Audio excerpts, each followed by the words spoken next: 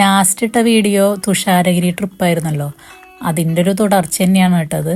തുഷാരഗിരിയിൽ നിന്ന് വയനാട്ടിലേക്ക് പോകുമ്പോൾ വയനാട് ചുരം കയറണമല്ലോ, അതായത് താമരശ്ശേരി ചുരം.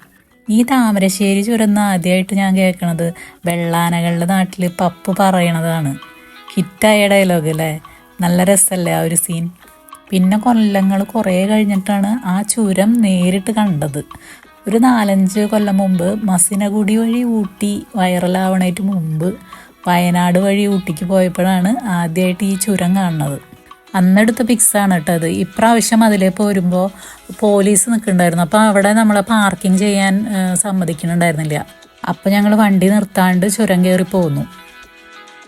അന്ന് വയനാട്ടിൽ കാര്യമായിട്ടൊന്നും കാണാൻ നിന്നില്ല കേട്ടോ, ഒരു 1 ഡേ ട്രിപ്പായിരുന്നു അത്. ആകെ കൂടി വയനാട്ടിൽ കണ്ടത് താമരശ്ശേരി ചുരമാണ്. പിന്നെ ഈ ചങ്ങലമരം, അന്ന് ഈ പ്രതിമ ഉണ്ടായിരുന്നില്ല കേട്ടോ, ഇത് ഈ അടുത്ത് പണിതേക്കുന്നതാണ് ഈ പ്രതിമ. 9 ഹെയർ പിൻ വളവുകളുള്ള ചുരം കയറി വരുമ്പോൾ നമ്മൾ ലക്കിടി എന്ന് പറഞ്ഞ സ്ഥലത്താണ് എത്തുക. അപ്പോൾ അവിടെയാണ് ഈ കരിന്തണ്ടൻ സ്മാരകം ഉള്ളത് കേട്ടോ. ഇതിൻ്റെ പിന്നിലൊരു കഥയുണ്ട് കേട്ടോ. പണ്ട് ഈ ചുരം കയറി വരുന്ന മലയില്ലേ, അത് ഭയങ്കര കൊടും കാടായിരുന്നു എന്ന്. അപ്പോൾ ഈ ബ്രിട്ടീഷുകാരുടെ സമയത്ത് അവർക്ക് സ്പൈസസൊക്കെ കൊണ്ടുപോകാനായിട്ട് ഇവർക്കൊരു വഴിയില്ല ശരിക്കും. ഇവിടെ നിറയെ മൃഗങ്ങളൊക്കെ ഉള്ളൊരു കാടായിരുന്നു. അപ്പോൾ അവരങ്ങനെ വിഷമിച്ചിരിക്കുമ്പോഴാണ് ഈ കരിന്തണ്ടൻ എന്ന് പറഞ്ഞ യുവാവ് ഇതിലെ മല കയറി പോണതൊക്കെ അവരറിഞ്ഞത്. അങ്ങനെ ഈ ആദിവാസി യുവാവിനോട് ഈ ബ്രിട്ടീഷുകാർ ഇങ്ങനെ സഹായം ചോദിച്ചു, ഞങ്ങൾക്കിങ്ങനെ പോകാനായിട്ട് വഴി കണ്ടുപിടിച്ച് തരാനൊക്കെ. അങ്ങനെ ഈ ജോലി സന്തോഷത്തോടു കൂടി അവരുടെ കൂടെ നിന്ന് കരിന്തണ്ടൻ ചെയ്തു കൊടുത്തു, പറഞ്ഞു കൊടുത്തു കയറാനുള്ള വഴിയൊക്കെ.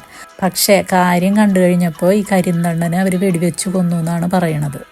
ഗതി കിട്ടാതെ അലയണ കരിന്തണ്ടൻ്റെ ആത്മാവ് ഇതിലെ പോണ യാത്രക്കാരെ ശല്യപ്പെടുത്താൻ തുടങ്ങിയിത്രേ. പിന്നീട് ഒരു മന്ത്രവാദി ഈ ആത്മാവിനെ ഈ മരത്തിലേക്ക് ബന്ധിച്ചു എന്നാണ് വിശ്വാസം. ഒരു ചങ്ങല നമുക്ക് ആ മരത്തിൽ കാണാൻ പറ്റൂട്ടാ. ചങ്ങല ചുറ്റിയ ഈ വലിയ മരത്തിനും ഒരു കഥ നമ്മളോട് പറയാനുണ്ടായിരുന്നു. ഈ മരത്തിൽ നിറച്ച് കുരങ്ങന്മാരാണ് കേട്ടോ. പിന്നെ അപ്പോൾ ഇതിൻ്റെ അടുത്ത് തന്നെ ഒരു ചെറിയ പെട്ടിക്കട ഉണ്ടായിരുന്നു. ഞങ്ങൾ അവിടെ നിന്ന് 4 മണി ചായ കുടിക്കാൻ ഇറങ്ങി. ചായയും പരിപ്പുവടയും കഴിച്ചു.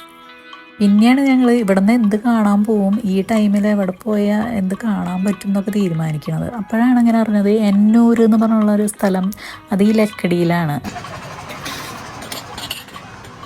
ഈ എന്നൂർ എന്ന് പറഞ്ഞൊരു സ്ഥലം അത് ട്രൈബൽ ഹെറിറ്റേജ് വില്ലേജാണ് കേട്ടോ.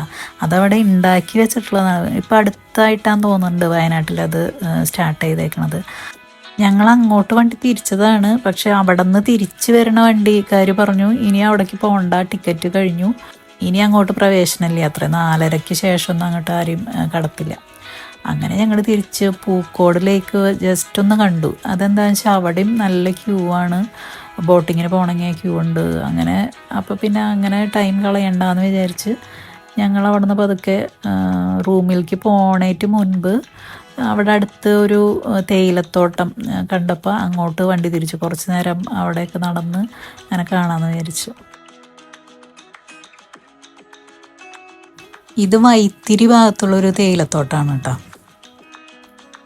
തേയിലത്തോട്ടങ്ങൾ കാണാൻ എപ്പോഴും നല്ല ഇഷ്ടമാട്ടോ, നല്ല ഭംഗിയാണല്ലേ.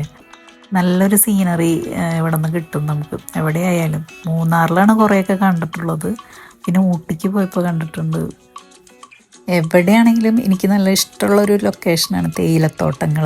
പിന്നെ ഇപ്പോൾ എന്ന് പറഞ്ഞാൽ നമ്മൾ ഇത്തിരി കൂടി ശ്രദ്ധിക്കണം. ഇപ്പോൾ ആനയും പുലിയും കടുവയൊക്കെ ഇറങ്ങണ സമയമല്ലേ, നമ്മളിങ്ങനത്തെ അധികം ആൾക്കാരില്ലാത്ത സ്ഥലത്ത് പോകുമ്പോൾ ശ്രദ്ധിക്കണം.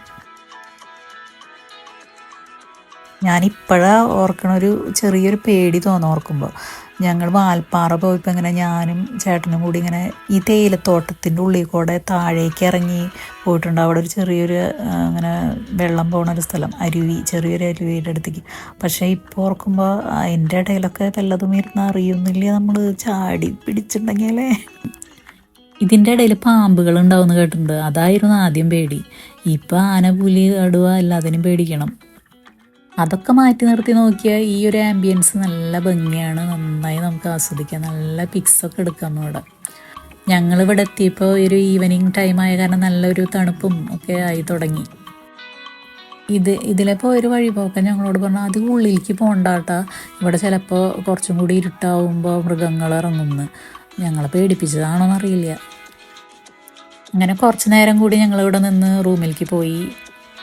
ശരിക്കും പറഞ്ഞാൽ നല്ല പ്ലാനിങ്ങോട് കൂടി വരാം കേട്ടോ ഓരോ സ്ഥലങ്ങളിലേക്ക് വരുമ്പോൾ. ഞങ്ങളുടെ പക്ഷേ പ്ലാനിങ് ഇല്ലാത്ത കാര്യങ്ങളാണ്.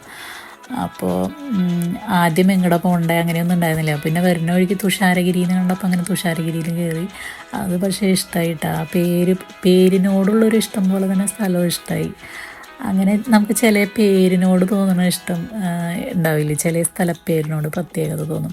ഇപ്പോൾ ഈ തുഷാരഗിരി വീഡിയോ ഇട്ടപ്പോൾ എൻ്റെ ഒരു ഫ്രണ്ട് ഇങ്ങനെ മേഘമല കണ്ടിട്ടുണ്ടോ എന്ന് ചോദിച്ചിട്ട് ഇങ്ങനെ ഒരു മെസ്സേജ് അയച്ചിട്ടുണ്ടായിരുന്നു.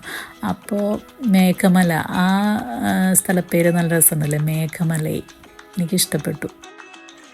ഇവിടെ ഞങ്ങൾ കൽപ്പറ്റയിൽ ഉടുപ്പി റെസ്റ്റോറൻറ്റിലാണ് റൂം എടുത്തത് കേട്ടോ. ഒരു ദിവസമാണ് നൈറ്റ് സ്റ്റേ ചെയ്തത്.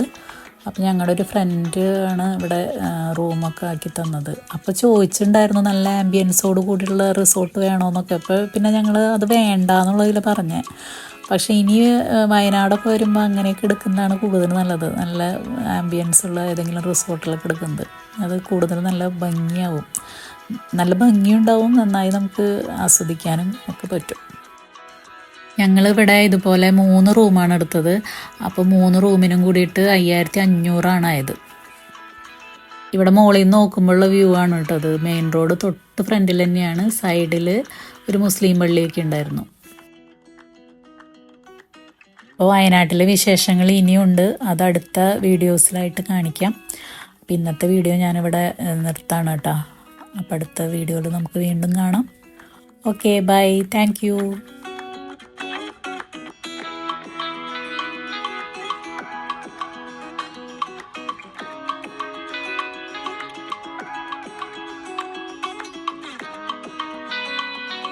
Thank you.